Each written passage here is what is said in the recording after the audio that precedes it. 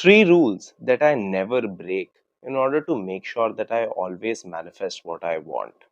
In this video, I will tell you three rules that I have made for myself that I make sure to never break. And when I say never break, it means regardless if I'm trying to manifest something or not, if I'm trying to improve one area of my life or not, I never break these rules because I know that breaking these rules is something that really never helps me get to the place that I want to be. So I thought I would share these rules with you because if they have helped me so much, if they have helped my clients so much, I'm pretty sure that they would help you too.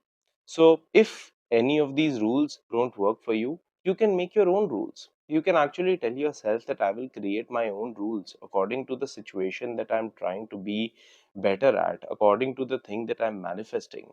I can create my own rules because in the end, what you have to see is half of the rules that you create are rules created by you. So, the first rule that I never break whenever I'm trying to manifest something is I never allow desperation to win.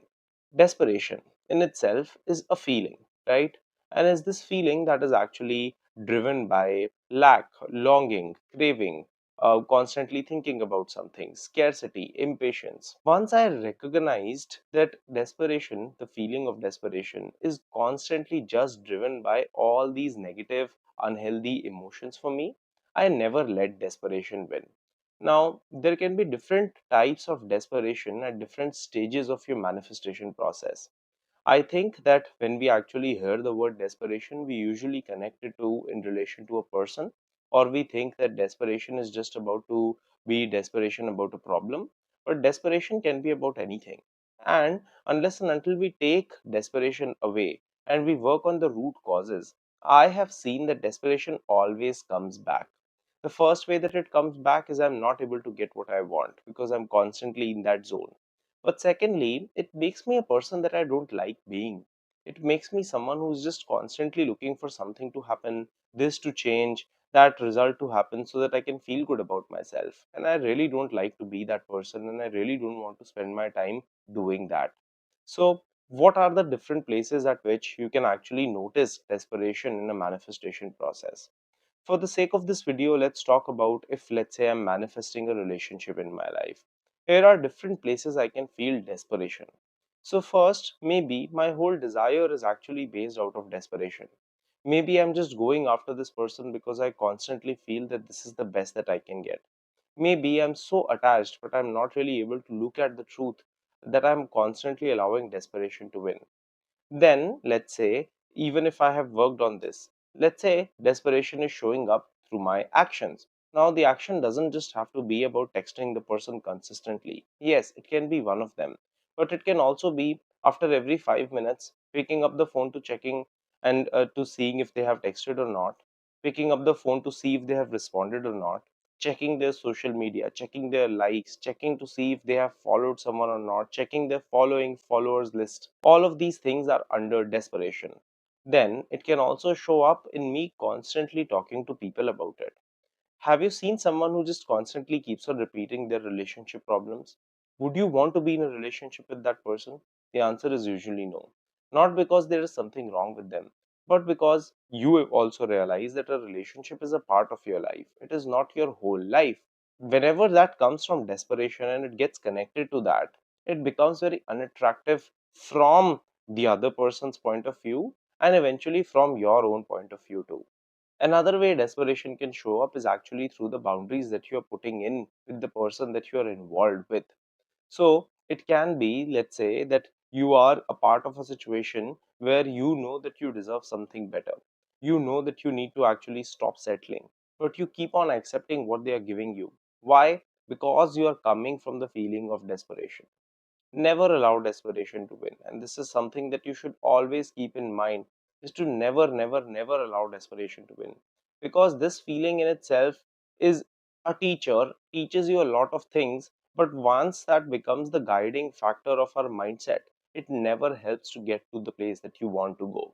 So, the first rule that I never break towards myself and whenever I'm going to manifest something is I never allow desperation to win.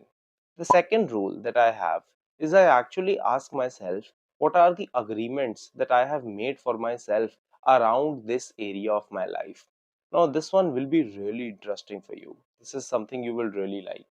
So, let's think about agreements in terms of beliefs or rules or terms of things that I have told myself need to happen for me to get what I want, right? So we have different agreements when it comes to different topics of our lives, and we have these agreements sometimes because we have made them, and sometimes because these agreements were given to us by the world, by the outside world. So coming back to the same example, let's say I am trying to manifest a relationship. So here are some different type of agreements that I can have with myself. Let's say one agreement that I have with myself is that women only choose bad guys. Let's say another agreement that I have with myself is, oh, in order for me to manifest love, I will need to get tattoos because girls like that. Or let's say I have made an agreement with myself that I need X amount of money to actually start a business, or I need X amount of money to actually be in a relationship. Now, some of these agreements are towards women, right? That this is how women will act or women will behave. They are also my beliefs, but some of them can be towards the manifestation process too. For example, I have made an agreement with myself that I will need to visualize in order to manifest what I want, because any other technique will not get me there. All of these agreements are eventually first made by me. There is no other person who's making these agreements.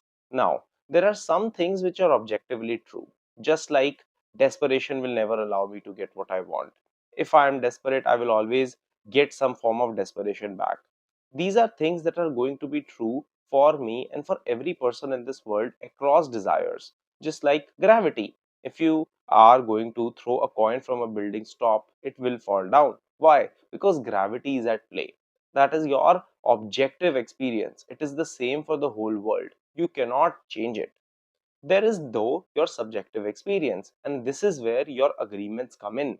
Your subjective experience is based by your beliefs, your thought process, your mindset, and your understanding of things. And sometimes your subjective experience is actually based out of things that don't help you get to the place that you want to go at.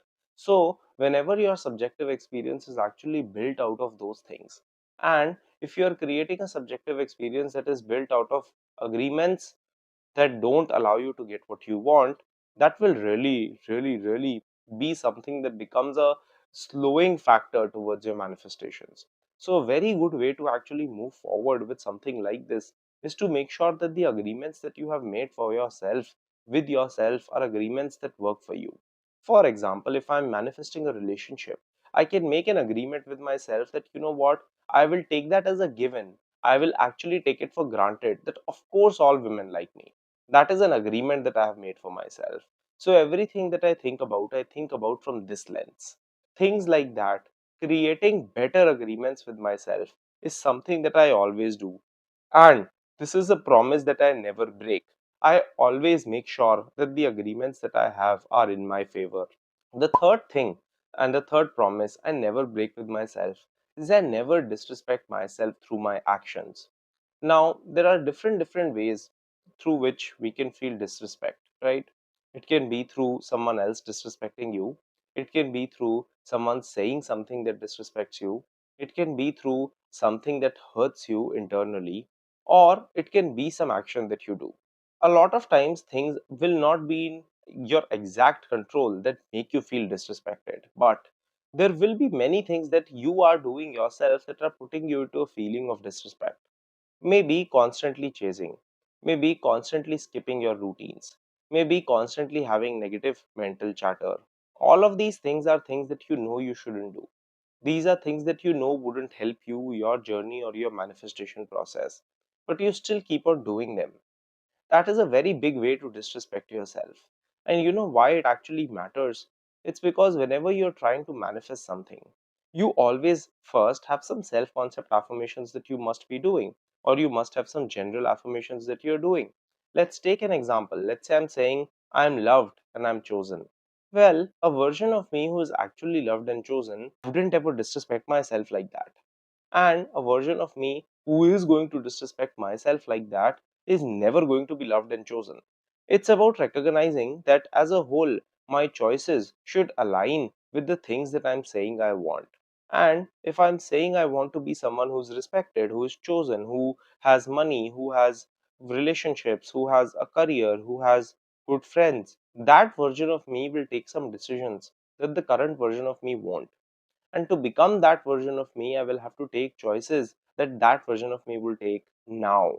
So, when we actually start taking choices from that mindset, we automatically end up in a position where we better our chances to get what I want. So, this is the third rule that I never break.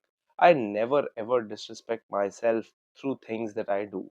I hope that these rules help you. If you are someone who also has similar rules, it's great. But if you have different rules, leave them down in the comments below.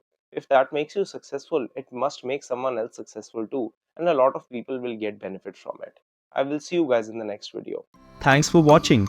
Subscribe and share if you like the video. The link for my one-on-one coaching, my self-help courses, and my free newsletter are in the description box below.